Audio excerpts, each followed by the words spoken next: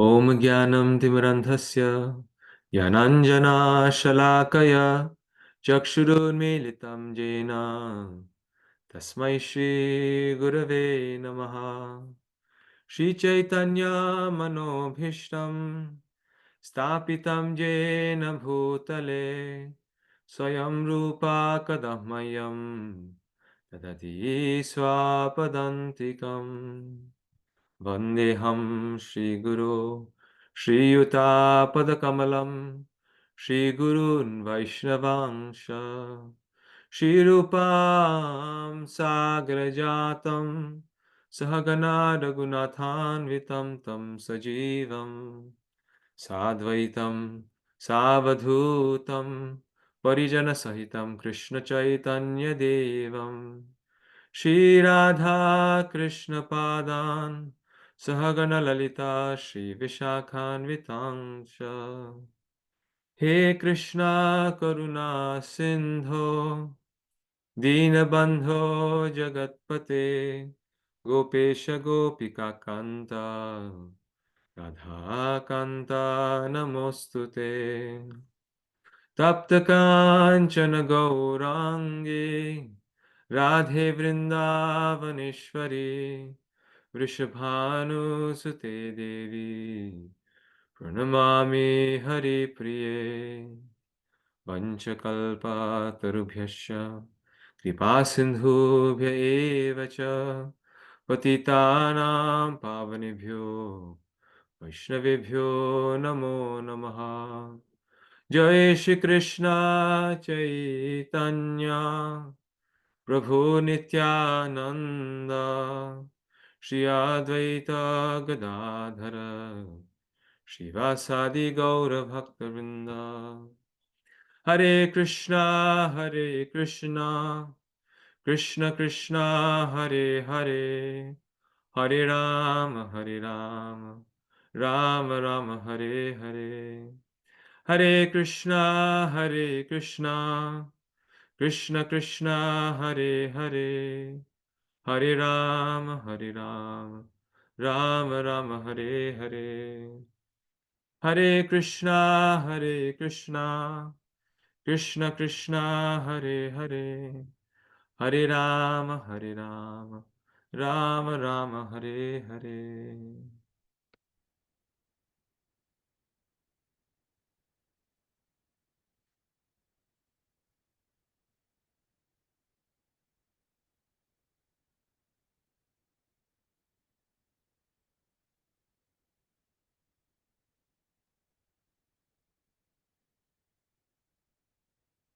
Om Namo Bhagavate Vasudevaya.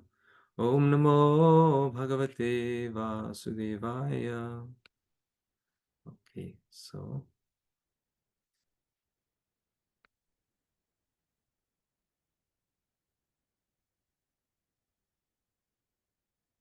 here we have the Nectar of Instruction, Upadesha Amrita. Upadesha Amrita. So Rupa Goswami was a prolific writer, right? All the Goswamis together, they wrote over 100,000 verses. Now, just to give you an idea of how expansive this is, the Bhagavad Gita has 700 verses, right? It has 700 verses. So 100,000 verses is so much literature. I mean, it's so many books.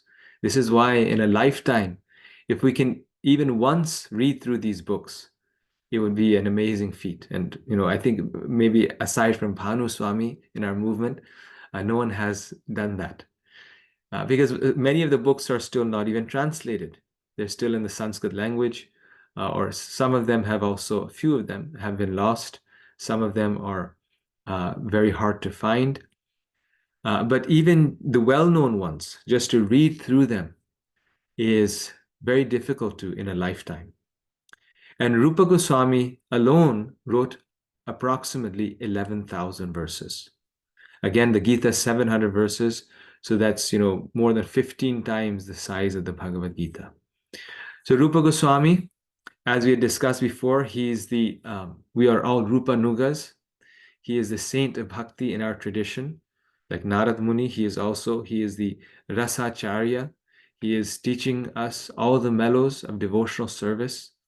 He is teaching. We are not able to understand or appreciate them, but he is the Rasacharya. And among all the Goswamis, Sanatan Goswami was the elder brother, yet Rupa Goswami, therefore were known as Rupanugas, was in some ways considered the head of all the Goswamis. So his works are very, very important for us. They all are very important. Sanatan Goswami as well, Brihad Bhagavatamrita, Jiva Goswami, the Shat Sandarbhas. But Rupa Goswami has an important place. This is why Prabhupada translated and you could say prepared for mass distribution two of his books, Nectar of Devotion and Nectar of Instruction. And all the other books of the Goswamis, he encouraged us to read them, but they weren't sort of set aside for mass distribution. And, Prabhupada himself didn't translate them because Prabhupada was thinking that I may leave at any time, right? He said, I'm an old man, I may leave at any time. So he was going through and translating all the essential books, the ones that if he left, we would have everything. If nothing else was left, we would have his books. So from that example, we can understand, okay, these are the key books, right? The books that Prabhupada translated are the most essential, or you could say effective, for advancement in spiritual life. And the other books are equally effective and essential, but they can come afterwards. These are giving you sort of the, executive summary, like you have everything here in the nutshell.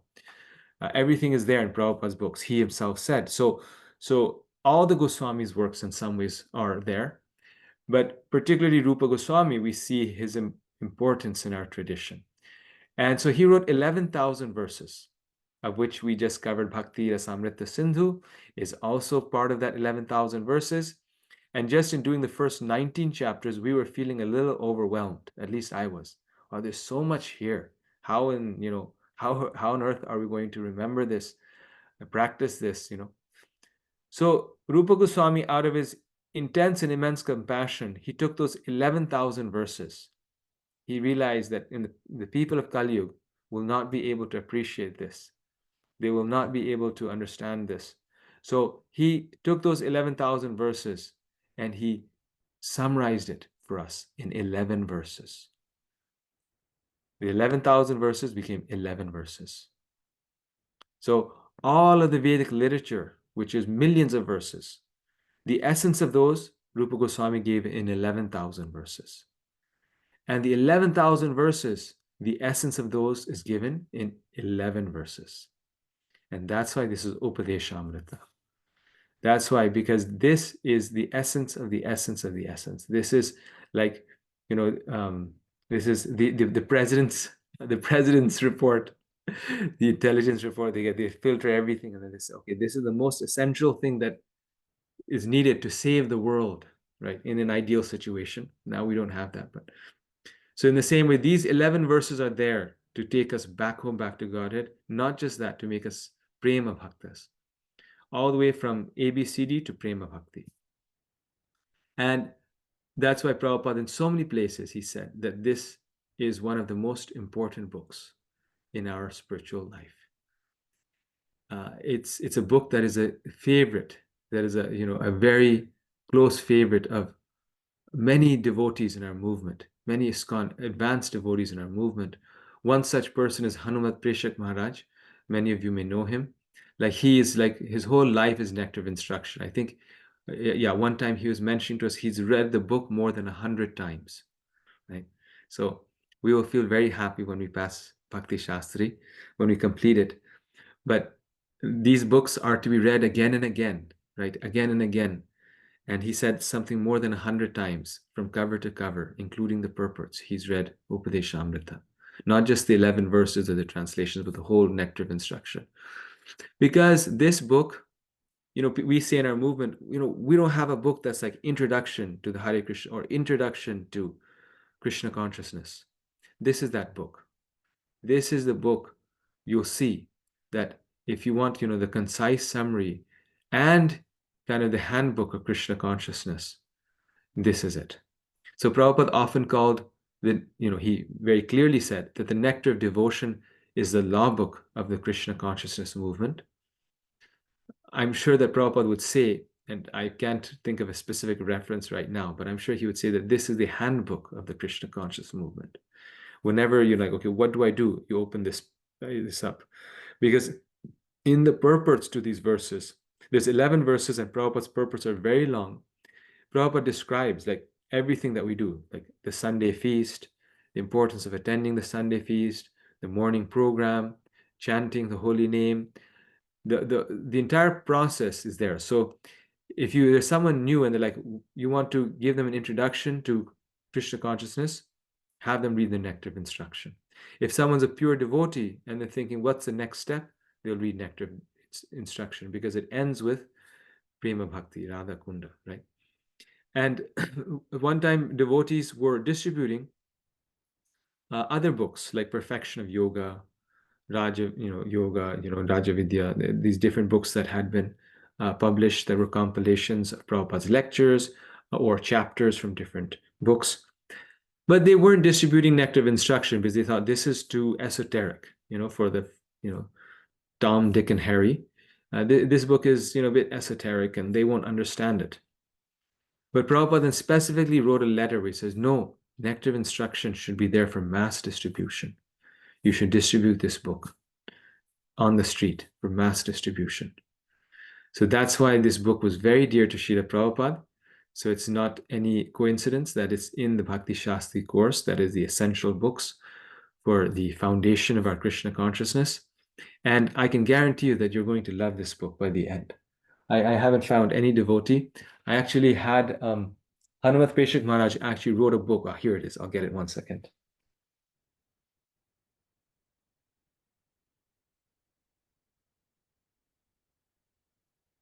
So he actually wrote a book.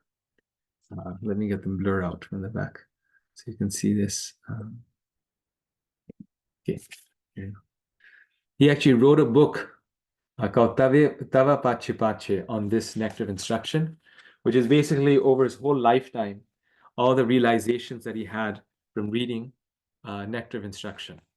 This is him right here, Hanuman Vishwanath. He lives now in Houston, very elderly and kind of final maybe years of his darshan.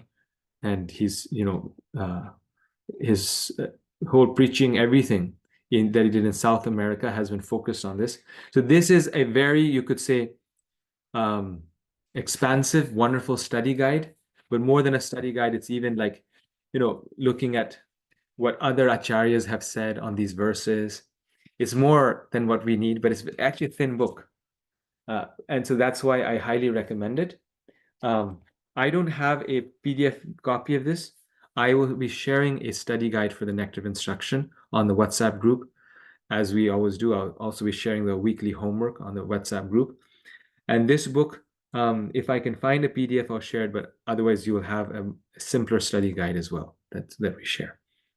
So that's why we will be doing wonderful service to our great acharyas and devotees and our spiritual masters by endeavoring to read this book and study this book, because this is actually service to our acharyas. When we try to read their books and study their books, we are trying to serve them because this is their gift. We are appreciating their gift. And it's also trying to appreciate someone's writing is also an expression of love. We're also expressing our love for the spiritual master when we value the process that they've given us. And one of them is reading Srila Prabhupada's books. So this is a short prayer that we'll start with to the six Goswamis. Nana Shastra Vicharanaika Nipuno Sadharma Sangstapako Lokanam Hitakarino Tribhuvane Manyo Sharanyakaro Radha Krishna Padaravinda Bhajana Nandena Mattaliko Vande Rupa Sanatano Raghujugo Shri Jiva Gopalako. I offer my respectful obeisances unto the six Goswamis, namely Sri Rupa Goswami, Sri Sanatan Goswami, Sri Raghunatha Bhatta Goswami, Sri Raghunath Das Goswami, Sri Jiva Goswami, and Sri Gopal Bhatta Goswami, who are very expert in scrutinizingly studying all the revealed scriptures with the aim of establishing eternal religious principles for the benefit of all human beings. Thus, they are honored all over the three worlds, and they're worth taking shelter of because they're absorbed in the mood of the gopis and are engaged in the transcendental loving service of Radha and Krishna. Right? So they're showing by their own life how to be absorbed in the mood of the gopis, absorbed in Krishna consciousness, and they are scrutinizing, studying all the Vedic scriptures. They're experiencing it themselves. They're also studying it, and they're writing their realization, this the study, but also their own personal experience and realization in these books and giving them to us.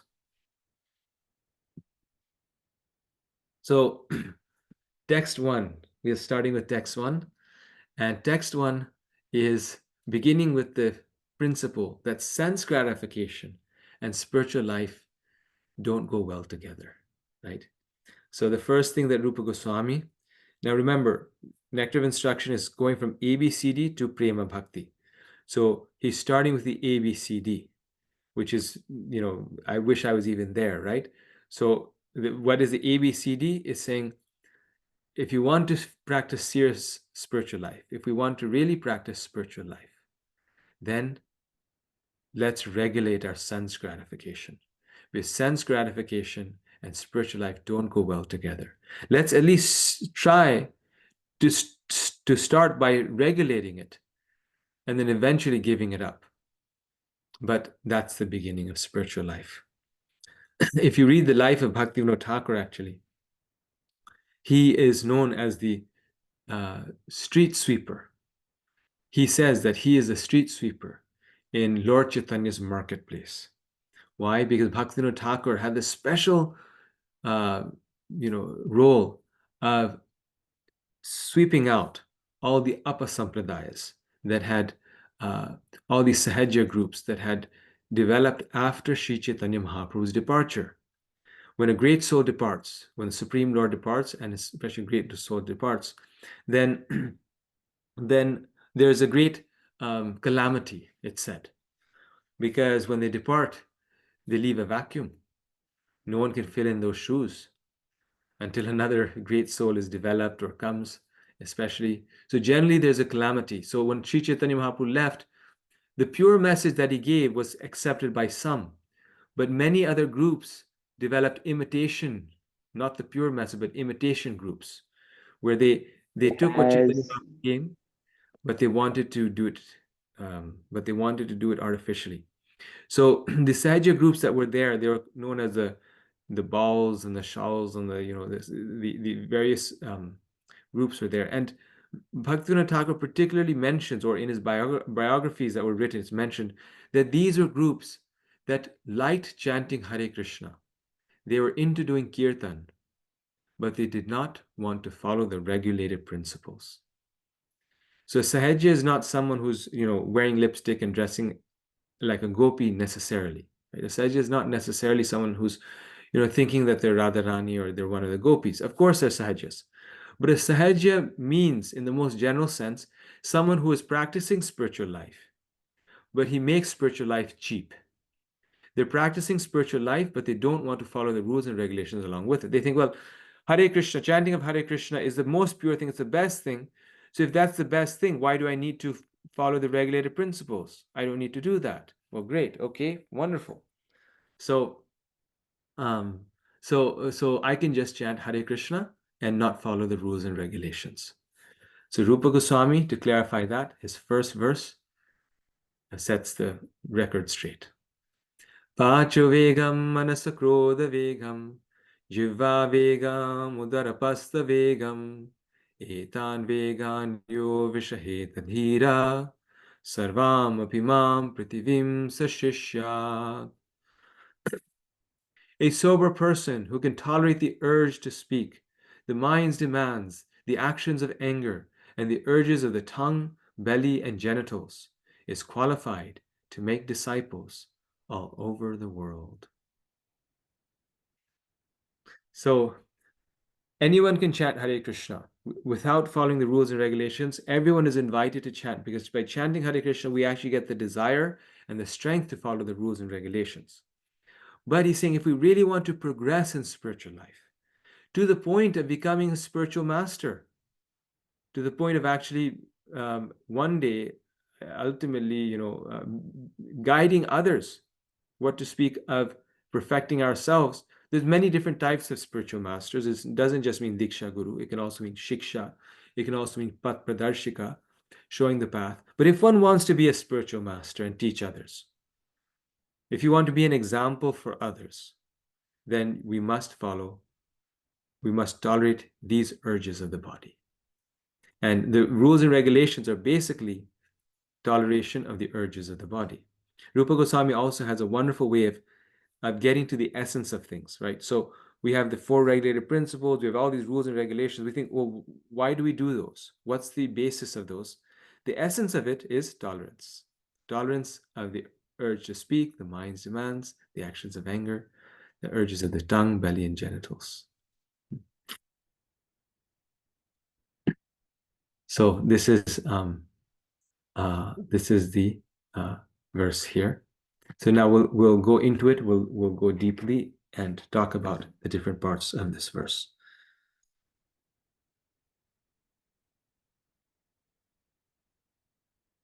One second.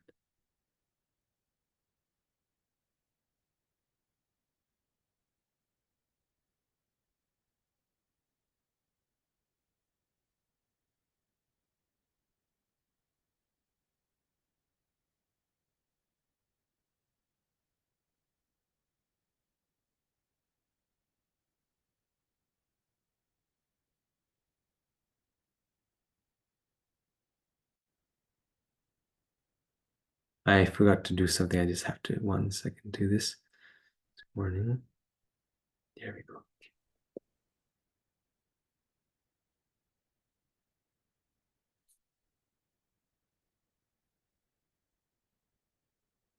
Okay.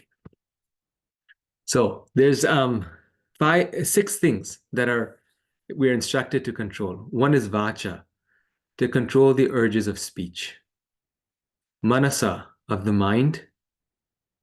Vacho vegam, manasa, krodha vegam, to control the anger, krodha. Jiva, of the tongue. Jiva vegam. So we said speech and then the tongue. And udara apasta, of the belly and genitals. So these are the 6 vegas, the 6 urges that drive us in different directions, that put us in so many difficulties, that entangle us, that disturb us. And one who can control these 6 things, no problem. They're there. I am controlling them, but they're not controlling me. Such a person can become a spiritual master. Or a spiritual master is such a person who has the 6 things under control. And these work in a cycle. They work in a cycle, and they inspire, they push the following ones. They kind of serve as a catalyst for the next ones. And where does this cycle start from? Speech. Yes, very good. It starts from where Rupa Goswami starts from. Vacho Vegam, right? From speech. So from speech, when we don't control our speech, then the mind is not controlled. This is so true, isn't it? So now we're talking about each one. And as I mentioned at the beginning of Bhakti Shastri, that this course is an excuse to read Srila Prabhupada's books, right? This entire Bhakti Shastri, it's simply an excuse to get us to study Prabhupada's books nicely. So Prabhupada discusses each one of these in detail, and the course means that you'll read those in Prabhupada's books and see how he is explaining each one so amazingly. And right now, I'm just going through some essential points. So the speech, when our speech is not controlled, then the mind is disturbed. Right? And we see this so often, like in my life, I see like you say the wrong thing, just accidentally one time you say the wrong thing. And sometimes for 1 or 2 months, right, your mind will suffer because of that. Because let's say you say the wrong thing, then someone else, um, you know, uh, puts you to task for it. It's like, you said this. How dare you said this? Who are you to say this? Or this is um, hurtful or not appropriate. So by not controlling the speech, the mind is disturbed. So in a more broader sense, not controlling the speech means not chanting Hare Krishna, right? When we're not speaking about Krishna, when our speech is not engaged into Krishna conscious katha, speaking the glories of Krishna or speaking the name of Krishna, then the mind becomes disturbed. And as long as the speech is engaged, then the mind is controlled. And this is why Prabhupada said that the easiest way to remain Krishna conscious is just to keep ourselves very busy in preaching Krishna consciousness. Because if we're always speaking about Krishna, it's the most uh, wonderful thing to do, and it's also the most selfish thing to do. If we are always engaged in speaking about Krishna, as the wonderful devotees on this call can tell us, um, all of you and many of you in particular are engaged in so many preaching activities and Harinam, Sankirtan, and holy name, and serving the devotees and the deities. That engaging that speech in Krishna's service automatically engages the mind. If the mind is controlled, then anger is controlled. And anger is a very difficult pitfall on our path of spiritual life. Krishna says, Vita Raga Bhaya Krodha, right? That 3 things are gates to hell. And one of them is anger, Krodha. From Krodha, we go straight to hell because Krodha is very difficult to control. I was just listening, no, not listening, I just heard from one devotee in New Jersey. He was mentioning to me that how in the Mahabharata, there's a section, I don't know that I haven't read it myself, but he was mentioning that there's a section where Dronacharya is teaching the 5 Pandavas. And when he teaches the 5 Pandavas, one of the lessons of the day is, he says, even if someone slaps you, don't feel angry.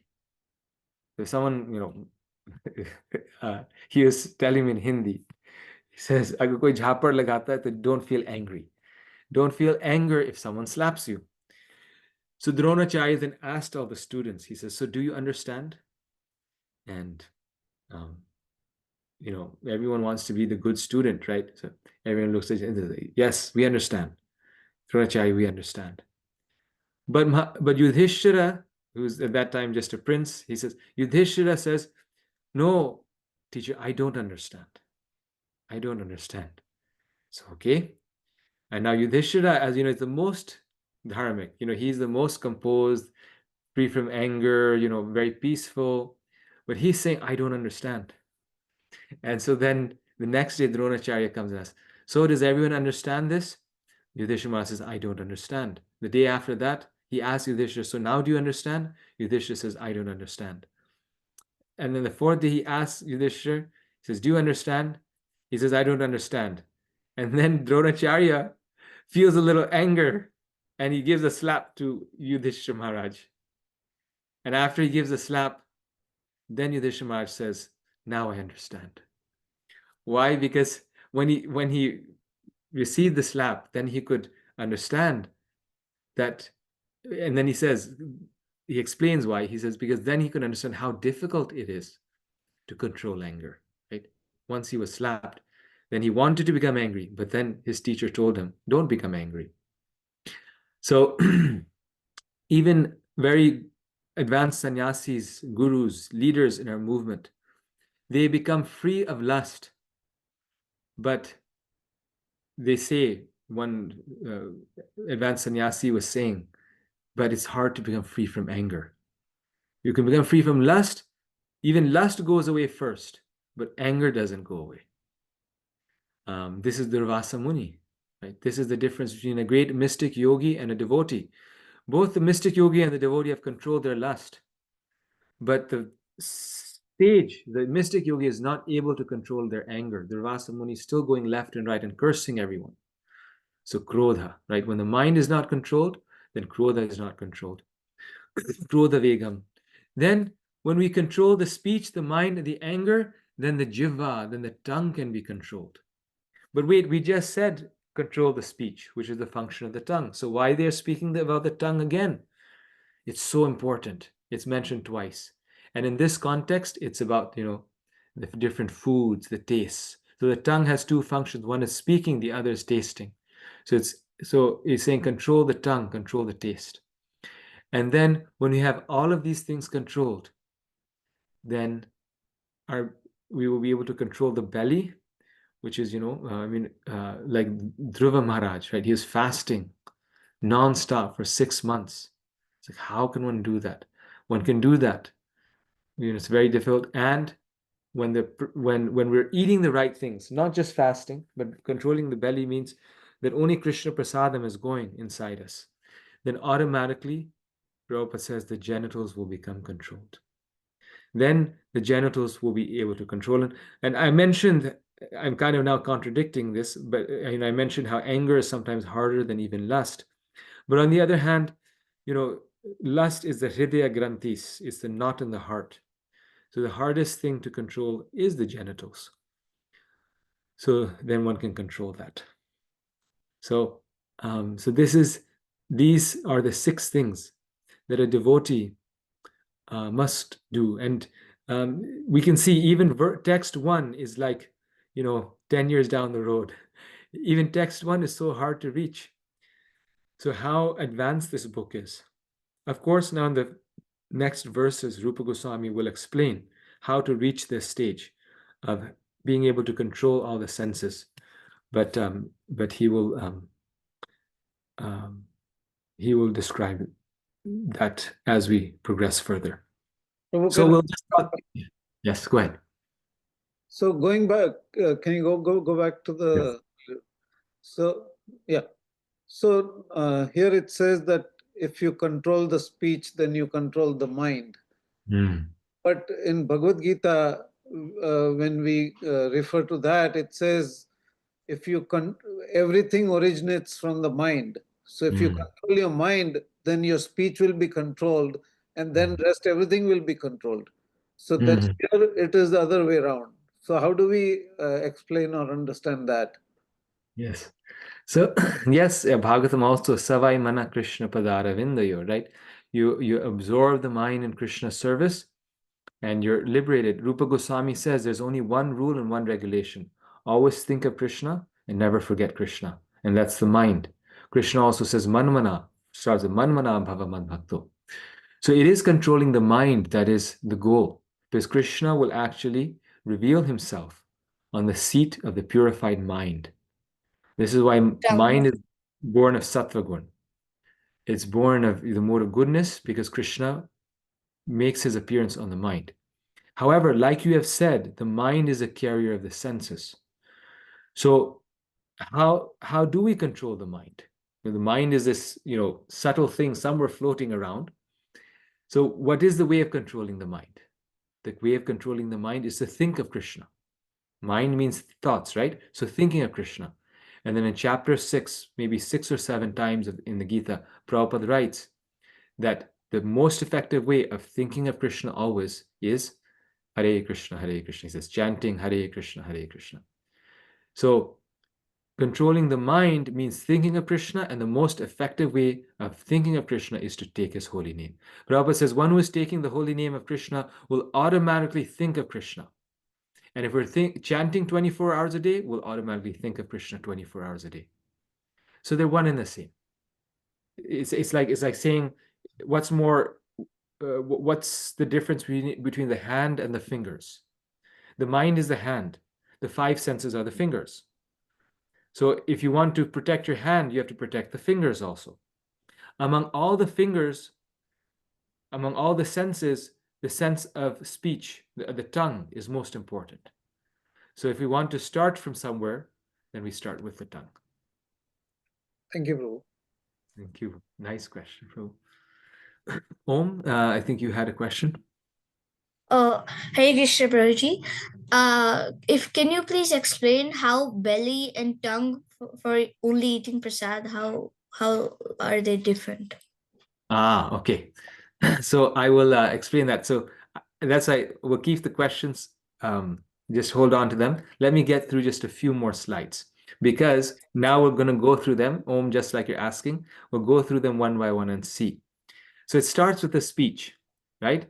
And now connecting it with the Gita, with Bhadra Krishna Prabhu so nicely did for us. Oops, sorry, this is a typo. This should be 7:15, not 17:15. we have um, we have this famous verse of the Gita. Anudvega karam vakyam satyam priya hitam chayat svadhyaya bhyasanam chaiva vanmayam tapa uchyate. Translation: speech that is non-agitating, truthful, pleasing, beneficial, and regularly used in the recitation of Vedic literature is called the austerity of speech. So now, vacho vegam, controlling the speech, means what? Number one, it means speaking about Krishna. Now, that verse that I just put there, these now listed to you, these are the 5 parts of it. We will be speaking about Krishna, and it will be easy to speak about Krishna. It will be helpful in speaking about Krishna if we practice these 5 things Krishna is saying. 1, speaking words that are truthful, satyam. And sometimes as devotees, we think that it's not important for us to be truthful. It's not important for us to be ethical or virtuous.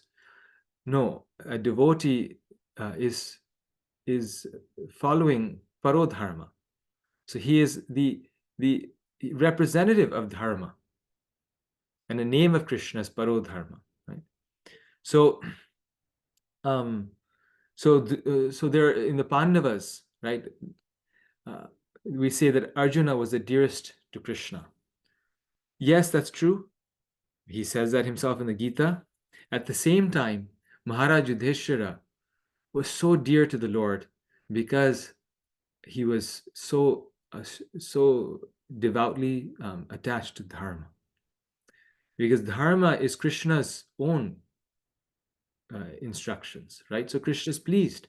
He becomes so happy that it's said that though Krishna would not always agree to all the requests of the Pandavas. Like, for example, when Mother Kunti came and requested Krishna, you please stay, he does not stay. When Arjuna or others asked him, he may or may not fulfill. But if Maharaj Yudhishthira asked Krishna something, he would always fulfill it. Then Maharaj Yudhishthira, he comes and he asks Krishna, can you please stay? And then Krishna stays for something like 2 months. Stay more. And he stays for 2 months. The Lord was so happy with him because the Lord is pleased. Like in the Gita, again and again, Krishna says that one who is friendly to all living entities, does not have friends and enemies, a kind friend to all beings, who is truthful, kind-hearted, such a devotee is very dear to me. Right? He says, such a devotee is very dear to me. So satyam or truthfulness pleases the Lord. In previous ages, why were they so attached to fulfilling their word? You see, Lord Ram, he went to the forest 14 years just to fulfill the word of his father. The vow, the truthfulness. Why were they so attached to it? Because the truth was a representative of God. Therefore, we say, Prabhupada says, right, Krishna is the absolute truth. The ultimate truth is the Lord. The truth represents the Lord. So when one is untruthful, or when one is, you could say, disrespecting the truth, such a person is disrespecting the Lord. It was insulting the Lord. And adhering to the truth or one's vow, being truthful, was their way of worshiping the Lord. The truth represents the Lord. So I'm serving the Lord. I cannot give up my attachment to the Lord. On the other hand, we also have the example of Bali Maharaj and Maharaj Yudhishthira themselves, that when Krishna asked them, or when the right thing to do for Krishna was to break their vow or speak something untruthful, they're happy to do that. because that was the Lord themselves standing in front of them saying that I am telling you this, so don't worry about, my form as the truth, then follow what I'm saying. So at the same time, they were pleasing the Lord in whatever way he wanted. But when the instruction to break the truth was not there, then they're pleasing the Lord by being satyam, or truthful. So being truthful brings immense power in a devotee. We should be truthful in our dealings. We should be honest and straightforward and simple in our dealings with devotees. And just by that, we become very dear to the Lord. Just by that, Krishna becomes very pleased with us. If we're not being truthful, we're like a washing machine, switching everything around, and what is it? The word when a person does conniving, something like that, duplicitous, then Krishna is not pleased. One worships the Lord through his character, and we have Rajmohan Prabhu on the call. He can tell us so much more on this in terms of worshiping the deity. A major part of it, the first part of the deity worship course that they teach us, which he so nicely teaches, is worshiping the Lord through one's character. And that's the main thing of Shaligram worship. One worships the Lord, especially in all forms, but especially in the Shaligram Shila, through one's own character. So these are ethical principles, but they're also spiritual principles when we do them for Krishna. Priya, pleasing, speaking words that are pleasing. So we don't speak in a way that's harsh, that's displeasing. Hitam, that is beneficial. We want to benefit everyone. We even want to benefit one's enemy. Again, Maharaj Yudhishthira is such a nice example on this. I mean, he's actually such a amazing personality, amazing devotee of the Lord that's not studied so often. But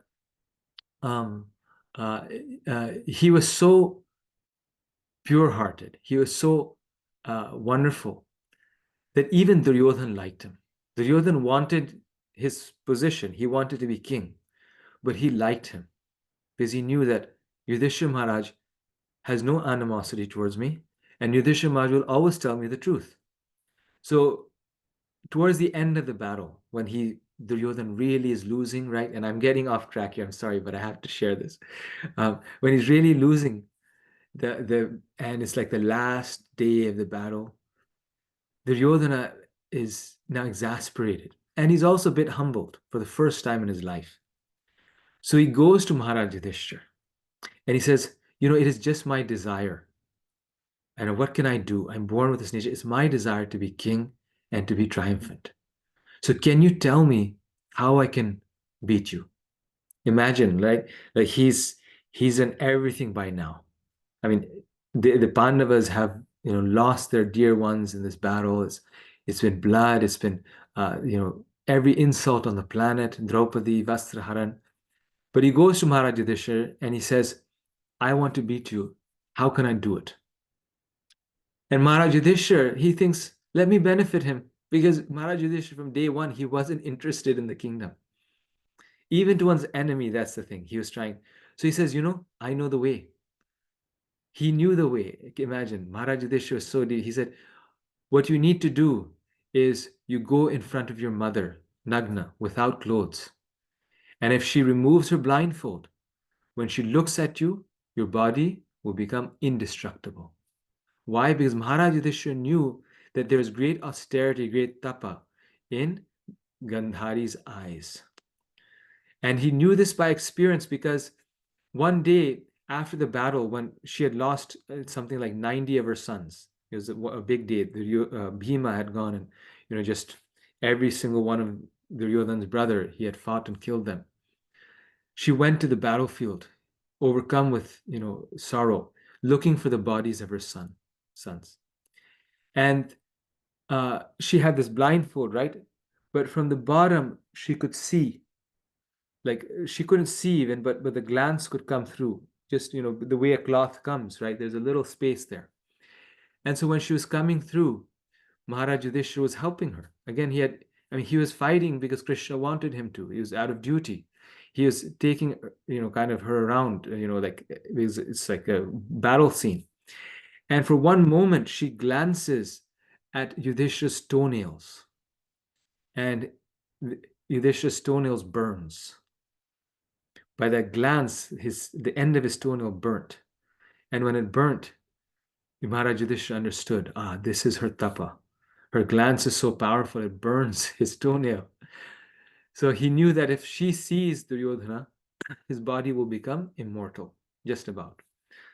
And so he tells Duryodhana that this is the way. And that's why then Duryodhana goes to his mother. And he's such a fool. Even then he hates Yudhishthira. Yudhishthira is even giving him, but he still is like, I'm going to beat him. This is one. So he goes there. And then what happens on the way? Who knows? He goes to his mother. Krishna, Lord Krishna. Krishna. Yes. Yes, Krishna stops him on the way and says, oh, where are you? And Duryodhana is completely naked. And Krishna, just by chance, of course, walks in that direction, and he bumps into Duryodhana and he says, where are you going naked, you naked man? And this is such an insult for him. And Duryodhana, people were kind of simple. He says, I'm going to my mother. He says, you're going to go to your mother naked? You're not a boy now, you're a full-grown man. At least you should wear some underwear. He says, yeah, this is good. I mean, she's going to be seeing you first time in her life, and you're going to show her like this? Wear some underwear. He says, yeah, this is a good point. I should wear some. So then he wears some underwear and he goes, and then she sees the whole body, but not the thighs. And then Duryodhana breaks the thighs. Bhima in the Gada Yudh breaks the thighs. So the amazing thing in this pastime is that Maharaj Yudhishthira, being a devotee of the Lord, he was so giving that he was like, sure, let him beat us after all this. But the Lord is so kind to his devotees that Krishna did not allow him to do that. Krishna comes in the middle and says, no, he will not destroy my devotee. And therefore he does this trick. And because of that, Duryodhana has a weakness, and Bhima and Krishna together are able to destroy him, in that battle. But the devotee's quality is that they speak words that are beneficial. Now, of course, beneficial doesn't mean flattering others, or it doesn't mean always doing things for people or saying things that are not good for them. That Maharaj Yudhishthira is setting the highest example. The parent may have to chastise the child. The guru may have to chastise the disciple. But even that is done with the mindset of this will benefit. Right? So Maharaj Yudhishthira could have chastised him at that time, but he knew his nature. He said, this man will not understand like this. But beneficial means we speak words that are not meant to destroy the other person. Even when we chastise them, it's not meant to make them worse. It's meant to make them better. That's true love. Then anudvega karam. Speech should be such that it doesn't agitate others. So it's pleasing, it's beneficial, and it's not agitating. So say, well, this is the same thing. No, these are different things, right? We can speak things that are there just to create agitation.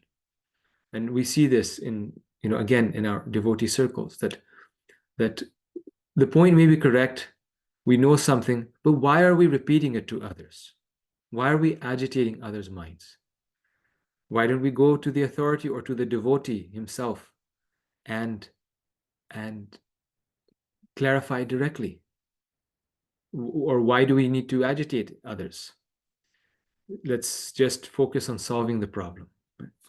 And the last one is svadhyaya, reciting Vedic literature. One of the austerities of the speech is not to just chit-chat, but recite Bhagavatam, right? Recite the prayers of Queen Kunti. Recite these wonderful prayers. That is reciting Vedic literature. And that is svadhyaya, reciting Vedic literature. So these are the 5 austerities of speech that Krishna mentions in the Bhagavad Gita.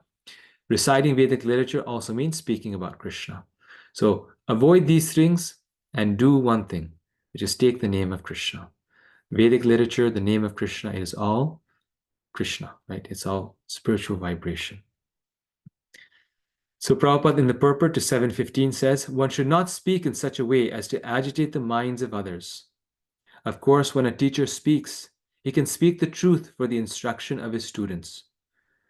But such a teacher should not speak to those who are not his students, if he will agitate their minds. So we're speaking words that are beneficial for one's students. So they may not be what they want to hear, but they're beneficial. And then they don't agitate because they're to one's students. They're to people who actually accept it, who are not just going to disregard it. This is penance as far as talking is concerned. Besides that, one should not talk nonsense. The process of speaking in spiritual circle is to say something upheld by the scriptures. One should at once quote from scriptural authority to back up what he is saying. At the same time, such talk should be very pleasurable to the ear.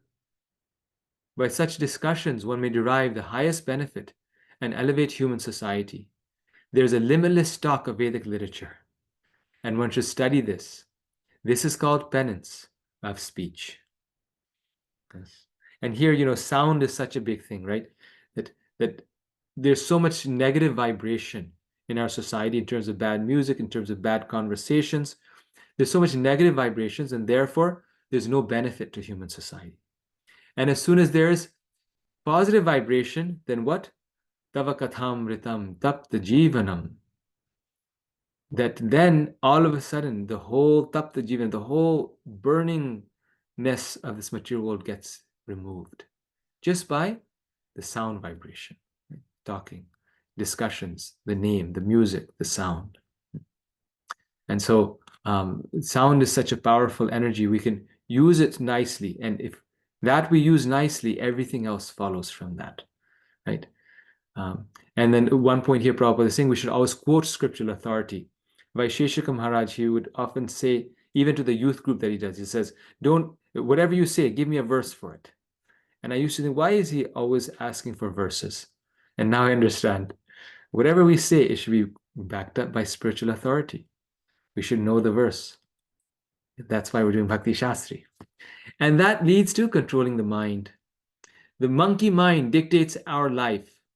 What should we think of instead? We shouldn't think of the things that our monkey mind wants to think us. We should think about Krishna's form, hence worshipping the deity of the Lord. It's such one of those potent ways of focusing the mind on Krishna. Krishna's name, how to share Krishna consciousness with others, always making plans for preaching, engages the mind. How to purify our consciousness. One time, one devotee in India, who was a very nice preacher, still is a wonderful devotee and preacher, he was asking my Guru Maharaj, should I go to America and preach? And he was, a qualified person. He wasn't asking due to some greed or anything. Genuine desire, genuine, question. And my Guru Maharaj told him, yes, you can go there, very nice, but Krishna, but in America, very, it's not so fun to preach. He said, why? He said, because they only have programs on the weekends. You won't have programs daily. So in India, they have programs every single day. Here it's like, Friday, Saturday, Sunday, and then, even that's too much. It should be just once a week for 1 hour.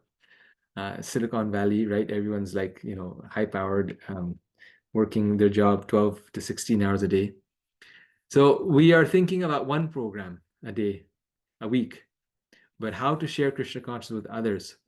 The pure devotees of the Lord, they're thinking every day, what's the new program? What's the new plan? What's the way we can spread so many plans to distribute Krishna consciousness?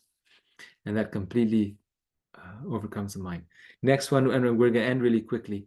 We spent so much time on the first one, but these will go faster. Anger can be used against those who blaspheme the Lord or his devotees. This is a big topic. We may come back to it. What about Trinadapi Sunichena, being the most humble, more tolerant than a tree? So Prabhupada explains in the purport to this verse. He says, yes, that is there, but Trinadapi Sunichena means for oneself. If a devotee is being blasphemed, one should speak up. In fact, if you don't speak up, that can be an offense. Speak up, but again, in a beneficial way, right? Not in a way to make those matters worse and to, to work the situation in such a way that, they like you, but they dislike each other even more after that, right? This is kind of the word is not coming to me. It's a word I'm referring to again, but it's kind of manipulation. Yes, manipulating things in such a way. No, we should speak up in a way that's beneficial, so the devotee is not blasphemed, and the Lord is not blasphemed. It's our duty if someone is slandering the Lord to speak up and to stop them from doing so. And the example of this is Hanuman. Hanuman is the example of using anger in the service of Lord Ram. Genitals. Prabhupada writes in the purport, we can control the genitals at the very basic stage by sex within marriage, that is regulated sex life. And then, that's just, kind of human life. But then devotional life means that even within marriage, it is for raising Krishna conscious children. It is not just within marriage, but it's even within marriage, it's only used as a service to the Lord to produce Krishna conscious children. And then, of course, the highest stage, eventually, both for the grahasthas, the sannyasis, everyone, brahmacharis, is giving it up, right? No sex life. Tongue and belly, honoring only prasadam. Taste of bhakti, taste of the food. Naturally, the belly is controlled. Right? So, Prabhupada writes, again, these are very big topics, but in the interest of time, just mentioning one or two things. That Prabhupada writes that if we make this one vow that I will only eat Krishna prasadam, he says one can go back home, back to Godhead. We can go back home, back to Godhead if let's say we didn't chant any rounds, we didn't read any books. If we just made one vow that I'll only eat Krishna prasadam, we'll go back home, back to Godhead. But we have to chant, we have to read books. Why? Because that won't happen. We're going to end up eating at Pizza Hut if we don't chant our rounds and read Prabhupada's books. But the point being that this is how powerful this process is. Bhagavatam says even the demons become liberated by receiving the prasad of the Lord. So if we are eating Krishna prasadam, then the belly is controlled. And Om, I think this is now to your question. So when we honor Krishna prasadam, then that is the taste, right? The question that you had, well, what's the difference between the jiva and the belly? It's the same thing, right? It's a food part. So speech and then food. One is, but even in the food, there's a taste and there's a sense of hunger, right? The belly wants to eat, like the goat always wants to eat. There's a story regarding the goat also, but we'll leave that for the next time. So the belly is there and the belly is growling. But how do you control the belly? By eating Krishna prasadam. Because if we only have prasadam, then even if we are hungry, if we are only going to eat prasad, even if we are hungry, we will not eat. And what does that do? Automatically, we get into the austerity of controlling the belly. Like one devotee, I know that they went to Europe and there's no food there. There's no food even to offer to Krishna. It's all meat. It's all meat. And the only thing that they could find is dates. And so 1 week they just lived on dates and water. So the adherence to only eating Krishna prasad, which is jivva vegam, right, is controlling the tongue, became a practice, forced them to control the belly. Like some devotees say, it's necessary for me to eat outside bread because I don't have time to cook, or there's not possible, this, that. But if we are not eating outside grains, because our focus is only Krishna prasadam, then naturally we will eat less. Then we won't have to eat the bread. Why do we need to even eat the bread? If we don't have time, we can just eat rice and dal, or we can make bread ourselves.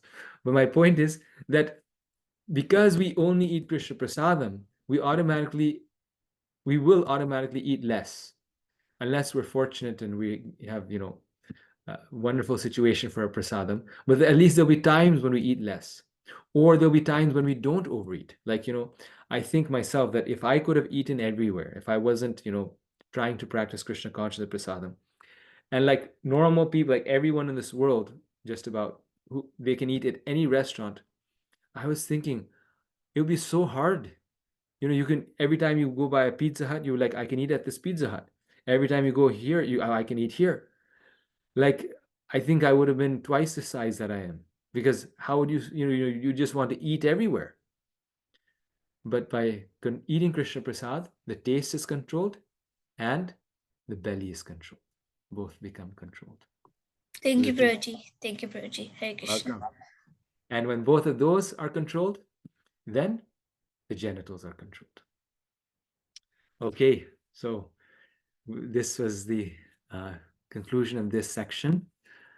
This is just text 1. We only got through the first text, but this is, very big text, very important one. And we're about 10 minutes over time, but we have 10 minutes, 15 minutes. So if anyone has any comments, we can now take comments, questions. Shamhoni Mataji. Oh, Hare Krishna, please. Oh, Hare Krishna. I'll go to the Prabhupada. Sorry, I'm on Mataji's Zoom account. Yes. But yeah, this is Ranchor Das. I had just Yes. one question that like I've kind of been lingering around, and actually someone posed this to me, like a friend, a few years ago. I haven't had a really good answer to this. So we have all these high qualifications for becoming guru. Like it says like all these like all these 6 urges must be controlled to become guru. And then we also have this view, at least how it's practiced today, and like at least how we understand like Krishna consciousness today. And sometimes it's like, okay, just trying to do the service qualifies yourself. Like if you don't feel qualified to like, take up a service at the temple, you just do it, and Guru and Krishna will empower you. Yes. But then how do we understand like I am not someone who has any of these 6 urges under control, and I cannot just say, okay, I'm going to become guru now, and Krishna and Guru and Srila Prabhupada will come and just empower me. Like where does the line draw when we say, okay, like these services require qualifications, but Krishna will empower you, and then on the other side being like, okay, you actually have to have the internal qualification before you just do the service. Like when, because we hear both moods in the movement. Yes. Where do we draw the line? So that was actually my question. What you asked is my question for a long time. And then one day, by Krishna's mercy, I realized that they're actually the same thing. They're not two separate things. And then you have a second part to the question that we'll get to also. But first of all, the internal qualification and just trying to satisfy the spiritual master, doing what they're asking us to do, and that becomes our qualification, are actually the same thing. Because following the rules and regulations in themselves are actually very difficult to do, and it's very uninspiring to do. I mean, like, who just wants to control their senses? Let's sit at my home and control my senses. No. That our effort to develop the internal, that is the qualifications, vacho vegam, manasa krodha vegam, it is an expression of love for the spiritual master, right? So you mentioned how, one thing is we just do what the spiritual master is telling us, that becomes our qualification. But the amazing thing is when you get a difficult service, and you know this by your own example, the only way to do it is through the strength of your sadhana bhakti, right? You won't be able to fulfill it. Like I experienced this in my life, when the guru gives a difficult instruction, you have to pray to Krishna, and your prayer is your sadhana. Like you have to be serious to actually be able to accomplish it.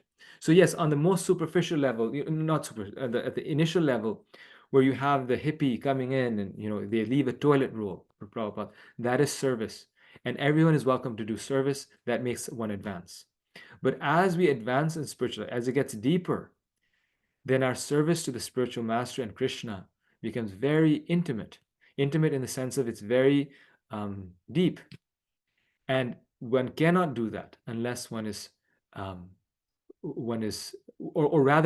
one sadhana bhakti so that one can do that. That itself becomes an offering. That is part of the offering. Like Guru Maharaj used to read Nishinga Kavach, the whole Nishinga Kavacha, once every night.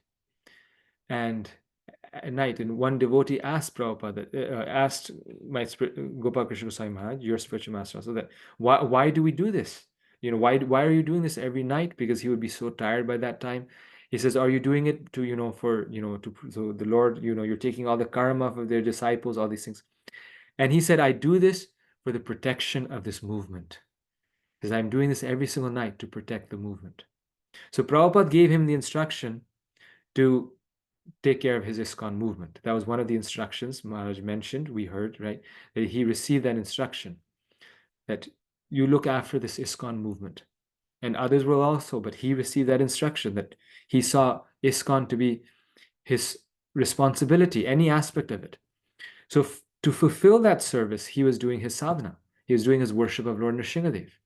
Right? So the worship of Lord Nrsingadev was his worship of his guru. So I kind of expanded on that long. So that's the one thing. The second thing of your question was, well, everyone can be a servant. And so but Rupa Goswami here is saying that Guru has some qualification. So yes, everyone can be part of this movement. Everyone can be a Pat Pradarshika Guru. Everyone can be a Shiksha Guru. Everyone can help someone else who's less advanced make advancement. So even if we're nothing else but a vegetarian, we can help those who are eating meat give up their meat eating. So everyone can be a devotee and help others. But if one wants to be a Diksha Guru, then one has a different level, right? So then there's a higher standard for that. So the house is open for everyone. But if you want to be, one of the trustees of the house, then there's a qualification. And that's this qualification. Vachu Vegam, Manasa Krodha Vegam. Does that answer both of your questions, Prabhu? Yeah, so just so that I understand, we understand that if we are actually trying to become qualified by our intense sadhana, then that itself is a qualification. If it's just lip service, like, oh, Guru and Krishna will empower me, and then you don't do anything to do it, then that doesn't do anything. And then the second part is that we draw the line is when you start to try and like take serious responsibility for others, then you actually have to be qualified. Like you said, like anyone can come to the house, but if you want to start helping run the house, then there needs to be some qualification. Yes. Thank you. Yes, Prabhu. Thank you. Nice points. Very nice. Yes. Nice question. Badra Krishna Prabhu. So to the first point and Prabhuji's question and the way you answered it, can we say this is something similar to what Krishna told the gopis, that I don't have anything to give you, but your service is your reward? So is that something we can relate to, the way you answered it? Yes. I mean, yes, and there's another phrase that Krishna says to the gopis, which I think it might be even equally relevant, is he tells the gopis, he says that love for me is not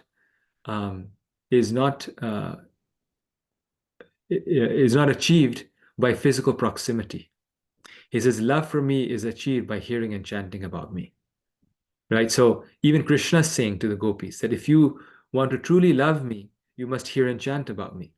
And the same thing is in terms of the instruction or the service that we have for the spiritual master, that if we're taking up difficult services, the only way we can actually do those services or sustain them is by hearing and chanting about Krishna. So in that point, it becomes one and the same thing, because our service and our hearing and chanting cannot exist without one or the other. Now, what you're speaking is more about in terms of the reward, and Krishna is saying yes, that the service itself becomes so blissful and so satisfying that in of itself that becomes a reward. The devotee doesn't want anything else because the service is so blissful. Just like serving devotees is like that. You're like, what could be better than this? I could do 100 more things, but serving the devotees is the most blissful thing, especially very advanced devotees. When we get that chance, we're just, nothing beats it. Thank you. Thank you. Any other comments or questions? Okay, Haripriya, we're ready for the summary. Perfect timing.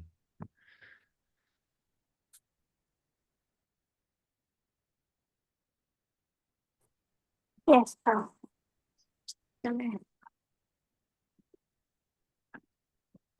Okay. So we can see that higher described that the nectar of devotion is from all the way from ABCD to Prema Bhakti. And then we talked about verse 1, Vacha Vegam, Manasa Krodha Vegam, Jiva Vegam, Mudra Pasta Vegam, Etan Vegam, Yo Vishaheta Divam, Sarva Mapimam, Pritavim Sa Shishyat. And then we talked about the 6 things. First, we have to control vacha, we have to control our speech, and then we have to control our mind, manasa, and then we have to control our anger, krodha, and then we have to control our tongue, jiva, and then we have to control our belly and genitals, udara pastha. And so we can see that this is an order, this is a cycle. Like when we control our speech, our mind is automatically controlled. And then when we control our mind, our anger is controlled. And then when we control our anger, our tongue or taste is controlled. And then when our tongue is controlled, the belly and genitals are controlled. And then we can see that we talked about the different parts. So speech should be satyam, truthful, priya, pleasing, hitam, beneficial, anudvegam, karam, unagitating to others, and swadhyaya, reciting Vedas, and speaking about Krishna and practicing the 5 austerities of speech. And then we can see that mind should not be a monkey mind, and anger should be anger can be used in speaking against someone speaking against a devotee, or it can be a offense, so it can be used in the service of Krishna, and gentles can be used in Krishna's service. So, and we can see, just a minute.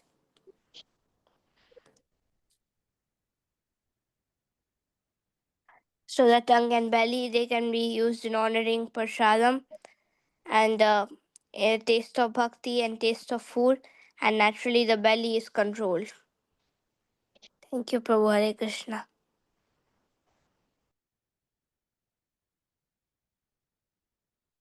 You are on mute, Prabhuji. Sorry. Thank you so much. Summary is so important. It brings everything together. Wonderful. So we will meet next week on Saturday. As usual, I'll post the study guide and your first week's homework on the group, and I'm working on grading your Nectar devotion exams.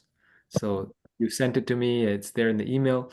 If you ever email me, I don't respond, then please call me. Actually, calling is easier than texting, honestly, or emailing. Just call me, and then I see your missed call you back, or like that.